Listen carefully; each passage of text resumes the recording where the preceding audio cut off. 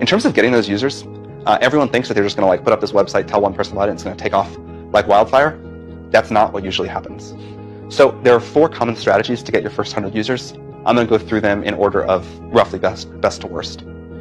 You can email people you already know, and you can ask them to be your customers. You can call in all the favors with anyone you can think of, someone you took a random class with, someone you were friends with in high school. You should actually, if it's a paid product, you should actually charge. This is important. Remember, people are going to be inclined to do you favors. They're going to be too nice in what they tell you. So if it's a paid product, charge them. Another strategy is to research people that you think might use your product, and then email them or whatever and ask them to try it. Conversion rates here are low, maybe 2-3%, so you'll have to do this to more. But you can send targeted emails and say, hey, I just made this new product. I'd really appreciate it if you would try it out. Most people want to be helpful. They probably will. You can do social media, Hacker News, forums, press, whatever.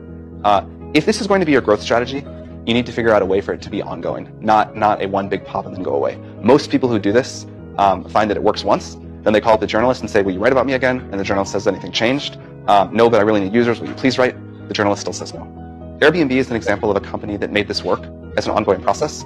And they would do the craziest things. They just kept coming up with press stunt after press stunt. They would like mail journalists giant like boxes of cereal so they got on their desk. And they were able to get it to keep going. But that's hard. And finally, the laziest and least impressive thing you can do is to just buy ads on Facebook or Google and point people to your website. This is not what I recommend. I don't know of any startup that's gotten big starting this way. I include it because it's the idea that most people try.